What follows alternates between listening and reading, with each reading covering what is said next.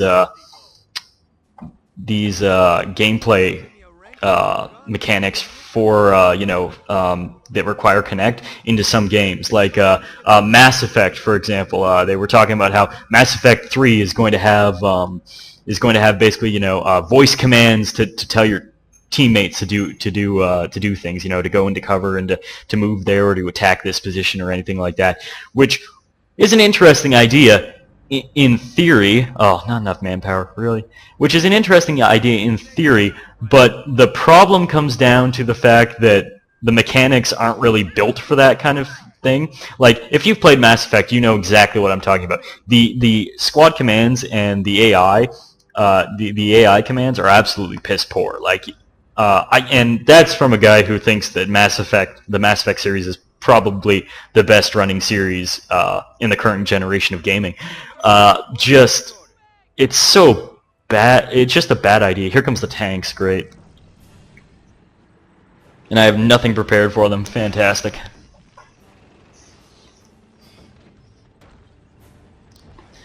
So yeah, it's just I don't see why they're trying to add these features in. Like, I think it's a new Tom Clancy game where they have, like, you can strip down your weapons with your hands and stuff like that. And this isn't using the technology to any kind of, progressive end or anything like that. It's just there to be there, There's nothing involving or actually complex about it. It's basically just saying, well, we got to ram this in somehow. How are we going to do it, It just doesn't make sense to me. So I was pretty disappointed about how they were handling the Kinect again this year. I don't own a Kinect for an obvious reason. I still don't find any point to it, largely. But you never know. Like, if they come up with better stuff, my opinion might change. But the fact is that right now, Microsoft is just not doing its job selling it to me. So there's some engineers that snuck by there. When are these tanks going to get moving? Maybe I can actually get a motor pool up in time. What else do I want to talk about? Oh yeah, okay. The Nintendo conference was probably the best conference. I'm not going to lie. It was probably... Oh shit, they went the exact opposite way I thought they were going to go.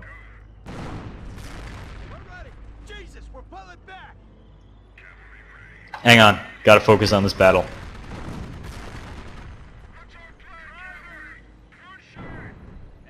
Where's my other armor? I need my other armor. Okay. Back up. Reinforce. Let's get those guys back into the fight as soon as I can. Okay. Anyway, Nintendo's conference was definitely the best, obviously because of the release of their new console, the Wii U, which once again is Nintendo making the silliest fucking names they possibly can. Like, I swear to God, like, the Nintendo execs do this on purpose. They try and come up with, like, the weirdest, like, English names they could possibly come up with for their consoles, just to, kind of make them news, like, hey, it's called the Wii U. And all I can think of is just, like, the horrible fucking ads they're gonna have for the Wii U, just be, for kids and stuff like that, where, oh, wow, that was a bad position. Rear armor tank hit, rear armor tank hit.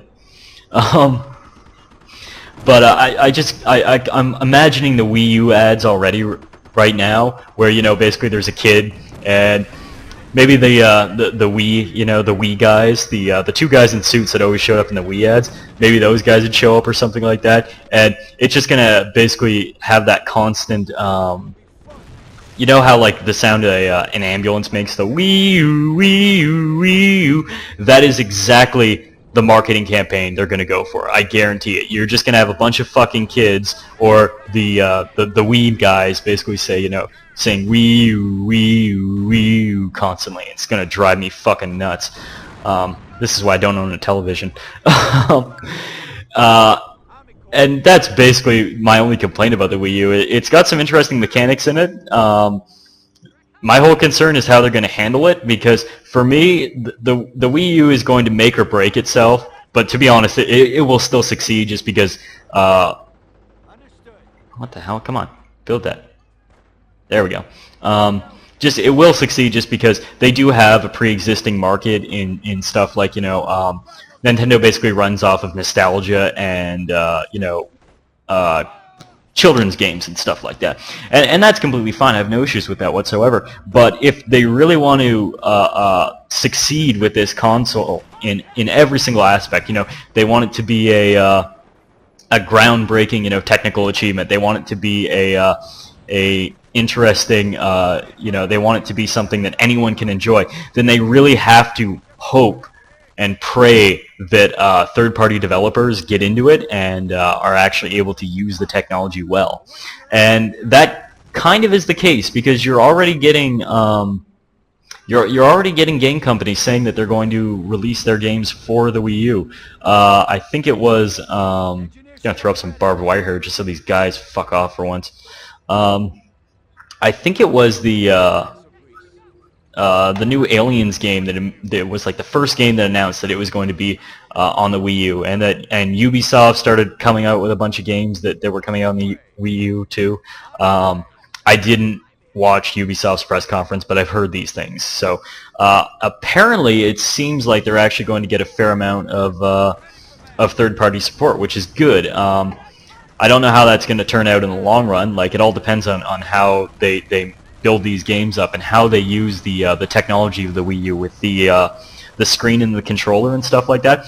If they use it well, you're going to see a really nice console. If they use it in a gimmicky fashion, similar to what happened with the Wii motion controls, the waggle and all that stuff, then it's just going to fall fucking apart. Like, as soon as you take an interesting idea and just try and break it into a gimmick and don't attempt to innovate or change it or develop it as a what's a good way to put it? Well, just innovation in general. Just as long as you're actually trying to expand your horizons and actually kind of think of ways to use the Wii U well, I can't see it failing. It's actually, and honestly, like I said, Nintendo's was the most impressive press conference, and it wasn't just because of the Wii U. It was because of their presentation. It was just all out outstanding. It definitely showed that they have a lot of respect for their fan base, the way that they went into it, because the first thing they jumped on was talking about the games that everybody wanted. They were talking about the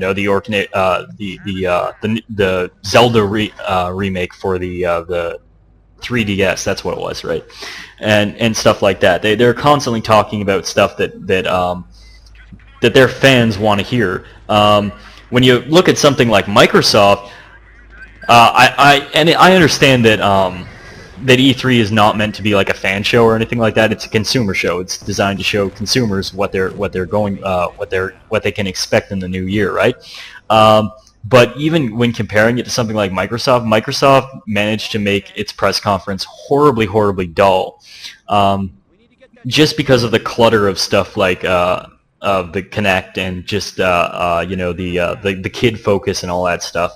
And though there were some good presentations at Microsoft. In fact, I have to say, okay, the best best moment with children's entertainment at the Microsoft press conference was definitely when what's his name? The guy who made Psychonauts, Tim Schafer, that's his name. Tim Schafer. He's making a Sesame Street game, and basically, how they always have the fake family members come out and play the game to show how it's such a family-friendly experience and all that stuff. Well, basically, when they were having those people come out to play the game, he basically said, "Release the simulated family," and that was probably the best line of the entire conference, and was definitely not scripted in any way whatsoever. But so yeah, just like basic presentations, Nintendo's was definitely the best. Like I said, I did not see.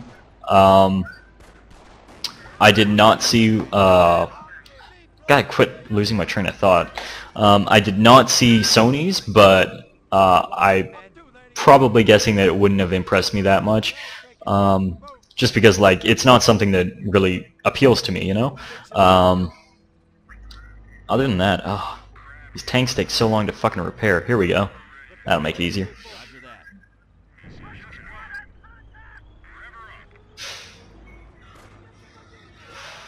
Oh, hello, tank.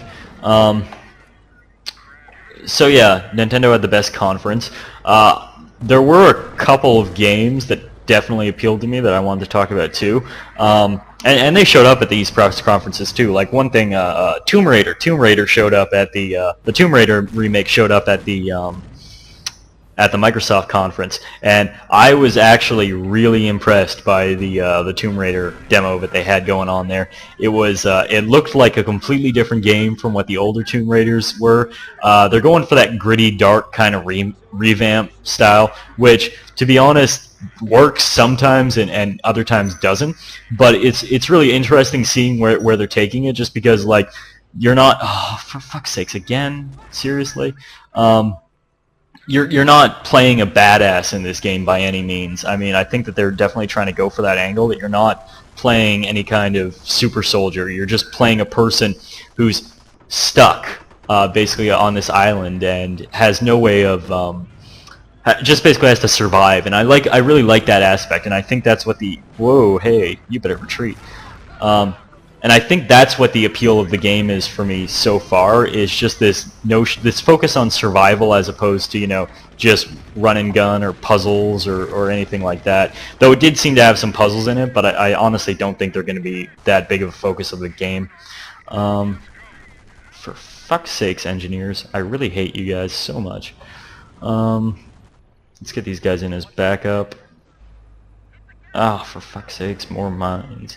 So yeah, Tomb Raider really interests me. What I want to see in it, what I would really like to see in it, is just kind of like a return to basically, you know, like a survivalist game. Like I want to see what was that? There was a Metal Gear Solid, I think it was, that had, you know, mechanics where, you know, you had to survive by eating animals in the jungle and stuff like that. I think that was Snake Eater. Well, duh, yeah, it's called fucking Snake Eater. Wow, I'm stupid sometimes. But that worked really, really well. I actually really liked that kind of concept, and I think that if they pull that off with Terminator, with Tomb Raider, I think it would be a really interesting game to kind of go back to that. Oh, for fuck's sakes, again. To go back to that style of survivalism. But like I said, I only saw the demo, so I don't know how far this is going to go. Whoa, don't go in yet, tank. Whoop, didn't want to do that. I wanted to hit that. Wow, this is a really bad position to be in. I just realized there's an MG up there. These things are fortunately dead. Alright, I'm just going to send all my tanks in and pray.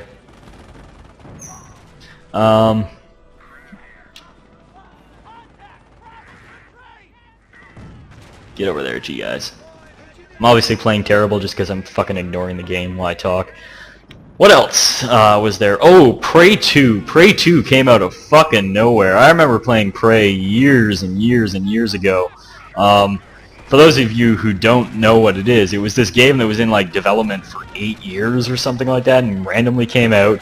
I played it. I thought it was actually really good. There were some generic bits to it, like I found the weapons were kind of weak, and there was no real point to a lot of to certain things. But it was still a really interesting game. And then suddenly out of nowhere, they announced Prey 2 during E3. Well, they didn't announce it, but they were showing like footage of it and stuff like that. And it's a completely different game. Prey 1 was basically just this Indian who got oh crap, I'm gonna get in trouble now. Indian, Amerindian, Aboriginal, Native American, whatever you want to call it. Basically, whatever you want to call him, basically he got stuck on a alien ship, this massive alien ship. He was abducted, and he has to basically save his girlfriend and get out of there. You know, standard plots. This next one is a very kind of, it's like okay, let's be honest. You play Boba Fett.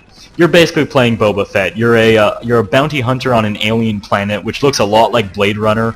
I really like that style, actually. I like that Blade Runner-esque kind of style of cityscapes and stuff like that. But basically, you play this bounty hunter, and you're collecting bounties on aliens and stuff like that. So you basically are Boba Fett from Star Wars, and I actually saw the demo, the bits of a demo and stuff like that, and I was oh, stop setting this shit on fire, seriously, guys. I was really impressed by the game, actually. I thought it was, it looked really, really cool. It looked like it had some really interesting mechanics behind it. You've got, like, parkour in the mix. You've got, you've got all these gadgets. You've got like electronic like boa that you can throw at people and it'll catch them and shit like that. They're actually inserting like a morality system into it and stuff like that too, and it looks really, really interesting. And I'm kind of worried about it because it's one of those games that looks so good, but it's so easy to screw up and just make it this kind of monotonous grinding game. But I'm